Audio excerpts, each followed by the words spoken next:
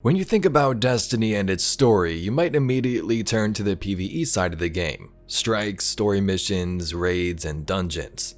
But believe it or not, the PvP maps in the Crucible have some incredible tales of their own. We play on these maps all the time, well, I guess in Destiny 1 we used to, and really have no idea the epic battles that took place here or how this impacted characters like we've seen in the Taken King. Thanks for tuning in, everybody, and here is the lore behind every Destiny 1 Crucible map.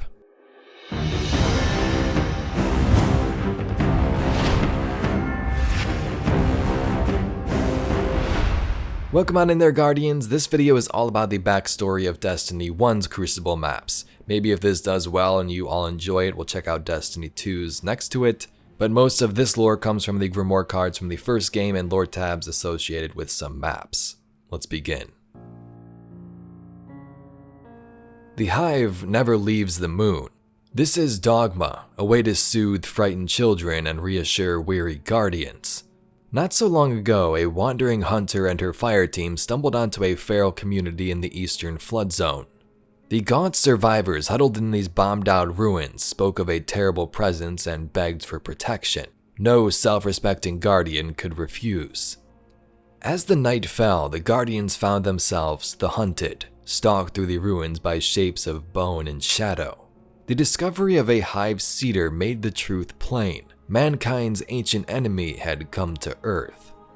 The final confrontation came in the shadow of the cedar as a hive wizard and her knights rose to challenge the guardians. Only one guardian returned to the city, her knife painted in black ash, a trail of grateful survivors in tow. Now, in the chilling shadows of the hive's pods, guardians hone their skills in the hopes that they may one day live up to the heroes of the rusted lands.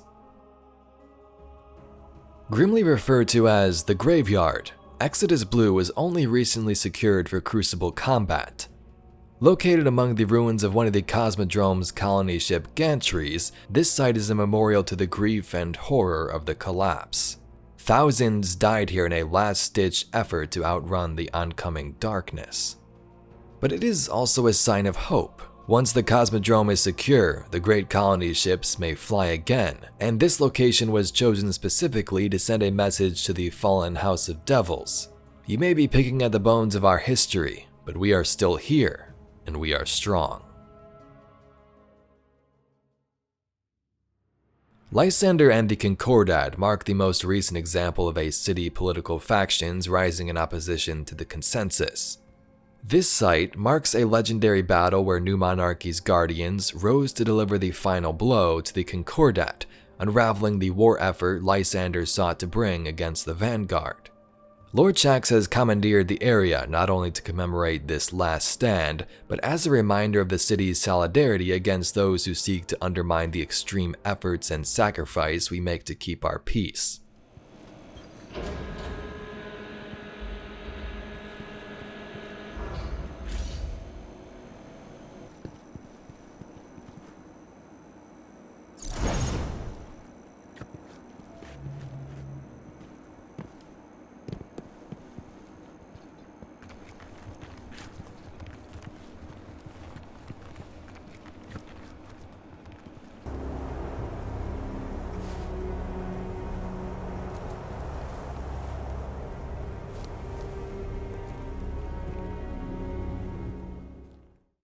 Named for one of the city's greatest battles, this defensive battery once held the front line against the combined might of the fallen houses. Overrun during the course of the invasion, many guardians lost their lives to hold this line. That the Crucible now claims this hallowed ground is seen as a privilege, a rite of passage as new generations of guardians stand and fight where the brave fell, heroes rose, and legends were born. This repowered interplanetary defense array in the Cosmodrome, once under the control of Rasputin, was recently ravaged by the Hive. Now cleared and controlled by the Crucible, the deserted cedars left amongst the Skyshock array offer more evidence that the Hive's endless battle with the last war mine still rages on and has now reached Earth.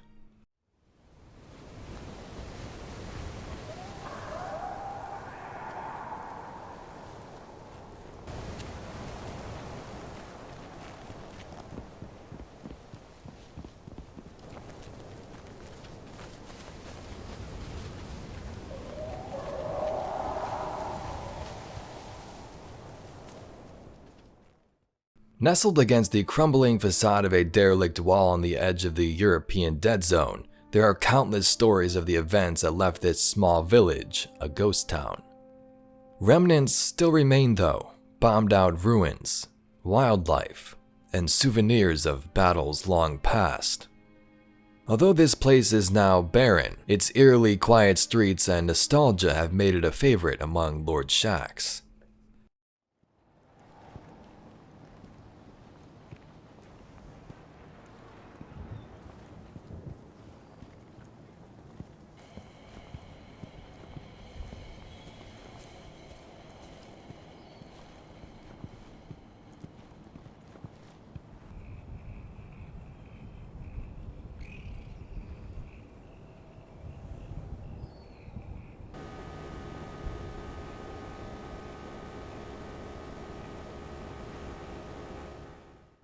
On the outskirts of the European dead zone lies a ruin, once a thriving riverside city center.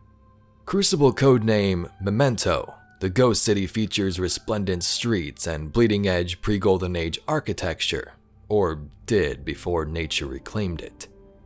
When pressed about the sensibility of maintaining a Crucible area amidst a sanctioned dead zone, Lord Shaxx responded, "Nothing in this world stays dead for long anymore. We need to be ready."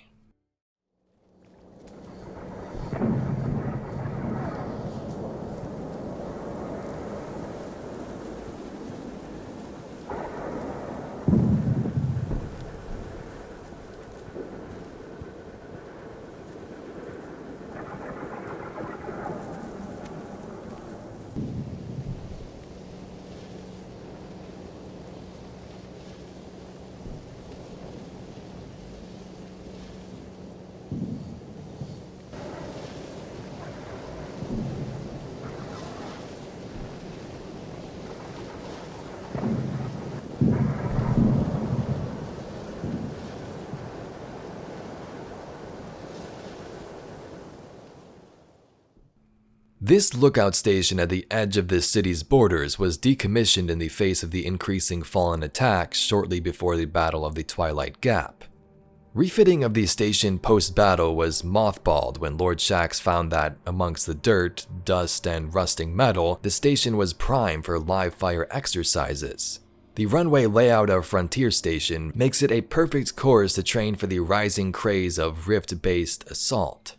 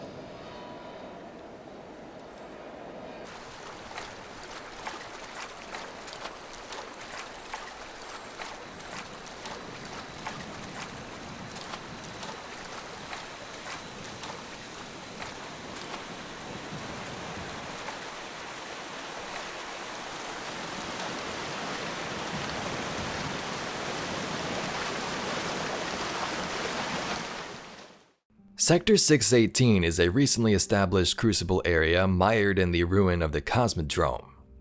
Secured by Shaxx and a Redjack team, the space has been converted into an obstacle course for the Guardians, adding balance and navigational challenges to the live fire proceedings. But the firefights of the Crucible aren't the first that this facility has seen. The battles that shook the walls of Sector 618 belie the simple name, taken from its designation on the Vanguard Atlas. It was chosen as an arena because the look of the place reminded Lord Shaxx of the spirit of war. Only Rasputin, who was operational during its height, could have witnessed what transpired here long ago, but the Warmind remains silent about a great many things. What was once an unassuming exobotany laboratory complex turned into ringside seats to the end of the world during the collapse. Immense fissures in the moon's crust spew a sickly yellow miasma and hint at the utter destruction going on deep beneath the surface. Whatever the Hive are up to, they've been at it a long time, and they're not overly concerned with keeping Luna in one piece. Documents recovered on site listed this research station only as K1, although the location was hard to keep a secret given the intense electromagnetic fluctuations emanating from what city scholars have come to know as the anomaly. Attempts to scan the anomaly itself have proven futile, as the casing is constructed in a manner that defies modern techniques. Reports suggest that those who spent time in proximity to the anomaly reported symptoms of insomnia, some so severe they required hospitalization. It was the city's recommendation that only remote sensing equipment be used until such time that a full review of the existing data could be completed. In the meantime, stewardship of the facility was handed over to the Guardians in order to maintain watch against the high forces that will inevitably come in search of this mysterious power. The Warlock's most lucid theories assert this crumbled husk of a hive ritual site is one of the many ceremonial transmogrification chambers hewn beneath the moon's crust. Now secured and maintained by the Crucible, scheduled study of its remnants suggests a sacrificial purpose, where other forms of life were given an audience with the reigning monarch and judged before the power of the darkness.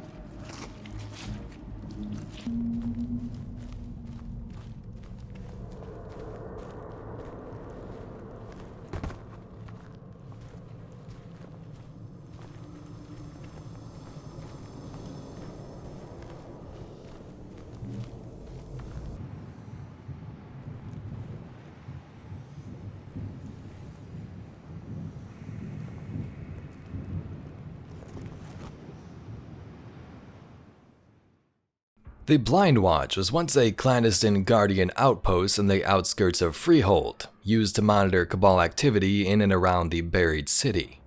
After the Cabal consolidated their forces near their fortified exclusion zone, the site was reclaimed by the Crucible as a combat training ground.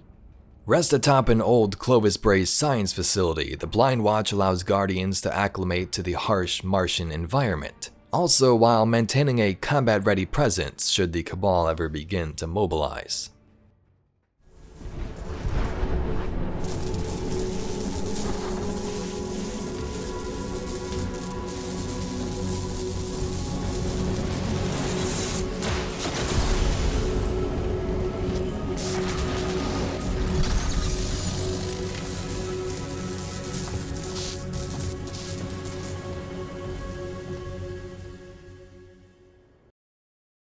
A hunter and R-Site 9940 visit this location. Audio unavailable, transcript follows. This place is so big and empty. Space is empty. This place is teeming with matter. Now there's an idea. Maybe that's what it is, the universe taking sides, trying to kill the other team. Matter is all one thing in endless variety. And the darkness? Is it part of the same one thing? No. Matter is 1, darkness is 0. When the Cabal decide to hold an area, they dig deep. It's surprising then that the tunnel system at Firebase Delphi is woefully incomplete by Sandeater's standards. One theory is that it was built simply to be inspected, to satisfy some commander's lack of progress on another front. Perhaps the Cabal simply cut their losses once they realized the location of a base was suboptimal. Although half measures are really not something they're known for. We're talking about a culture that will grind a mountain to dust rather than build around it.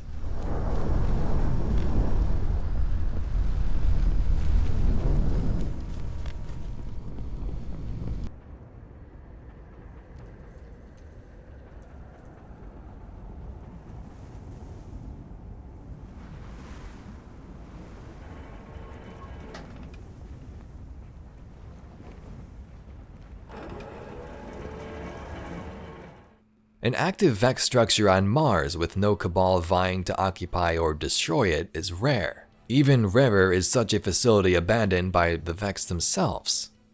Detailed analysis of this site estimates 3 separate ecosystems that the landscape could support, if the area had any wildlife to benefit from it. A hidden report to Ikora mentioned, they clove this ruin out of the land, possibly to defend themselves from a long-vanished enemy, or perhaps to isolate the land for experimentation. Deep in the endless channels of the Black Garden, an ancient Vex temple sits high on a plateau, buzzing with anomalous messages. Fearing that the minds which live within seek to return, the Crucible has set up shop here to master the ins and outs of the Vex-controlled landscapes and keep watch should any Vex find a way back.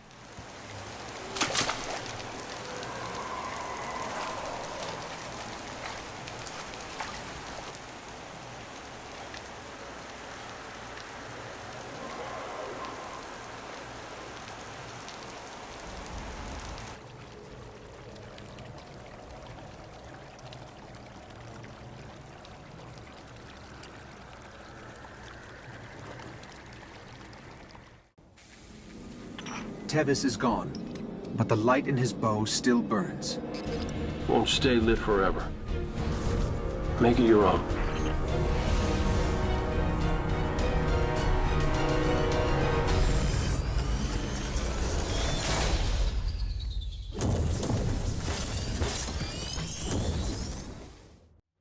This Clovis Bray Center served as a hub to several company assets across Meridian Bay and beyond. Though a transit system connects the various Bray facilities, the exact breadth of the network had been lost to time. The Vanguard intends to shine light on this mystery. After the role Clovis Braytech played in Earth's Siva crisis, Commander Zavala wants no stone unturned when it comes to the Golden Age conglomerate. But for now, Vanguard researchers have learned all they can from Skyline. It's Lord Shax's turn to scrutinize it. Codenamed Black Shield, this decommissioned Firebase is believed to have been a key position used by the Cabal as they established their war base on the surface of Mars.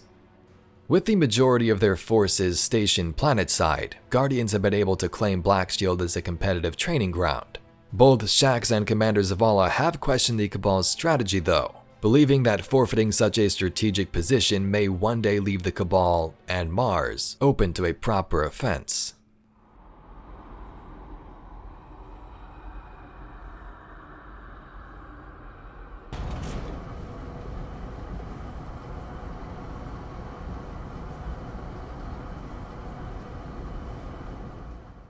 Before the collapse, this would have been just another stop on the subway line between Clovis Bray's Venus Arcology headquarters and the Academy campus by the shore. Now, it's a grim reminder of the lives, the dreams, and the progress we lost when the darkness came. For the Guardians of the Crucible, it's a place to sharpen their blades in the shadow of the Vex, an enemy who knows no such sentimentality.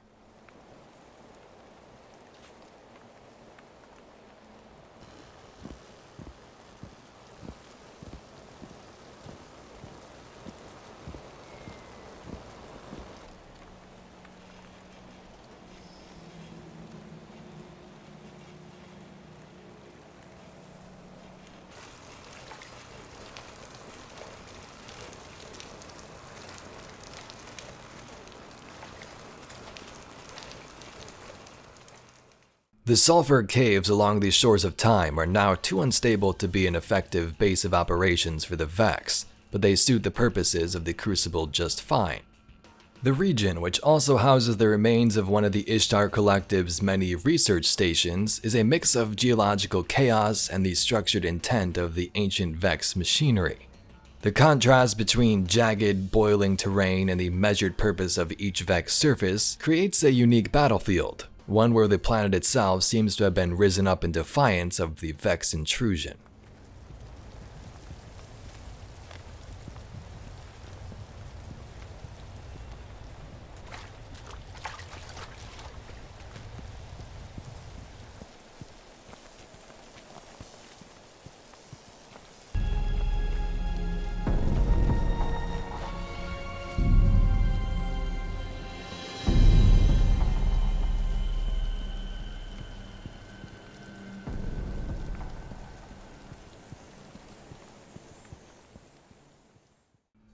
Another mysterious structure built by the Vex millennia ago or to come.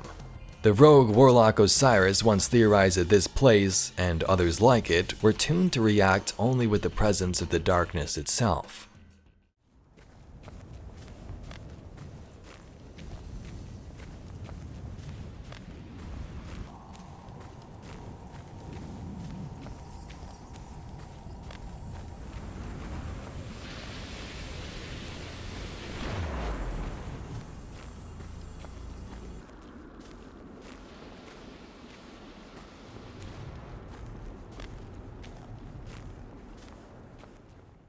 Following the defeat of the House of Winter's ruthless Caldraxis, Guardians found a number of abandoned fallen enclaves throughout the Ishtar Sink. Most were cleared out, but this recently active fallen hideout remained mostly intact, complete with idling skiff and constant reminders of the Fallen's presence.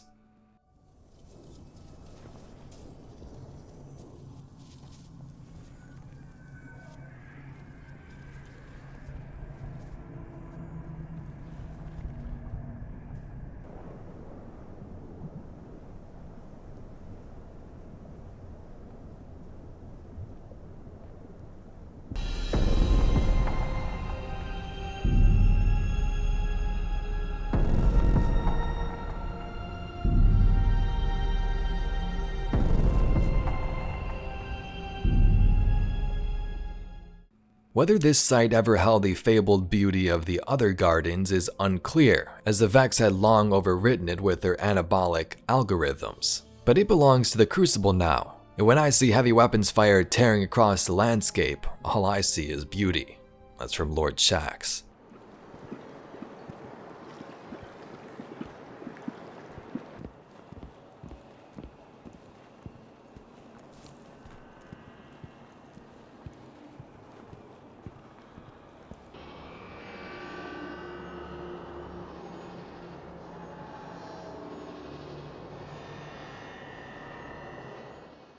The Redjack fire team that discovered this ancient transit stop could detect no sign of recent struggle in the area, despite the heavy damage the facility had sustained. The Redjack Alpha reported that the station operating modules were stuck in a protocol dubbed Last Exit. It seems passengers from the nearby collective were trying to escape some overwhelming force, and it appears that most did not succeed. Today, the desolate station is home to the war games of the Crucible, and should the threat that destroyed this place return, the Guardians will be ready. This clockwork impossibility is but one small conduit in a vast network extending throughout the dead planet's core. The unknown energies and complex mechanics of the shrine have been studied and mapped by the curious, yet its purpose still remains a mystery. The only truth that could be agreed upon is that the structure is intimately tied to the past and future of one of our greatest enemies, the Vex. The shrine has been claimed as a battleground for the Crucible in an effort to familiarize Guardians with both Vex architecture and otherworldly energies that signal their presence. Having a constant flow of combat-ready Guardians on hand should the shrine ever achieve a higher functionality is a simple strategic byproduct of the Crucible's presence. Fire born of man, fire of the light. Ask yourself, what power do you seek from the Forge, Guardian? Can you bring light to where only darkness survives?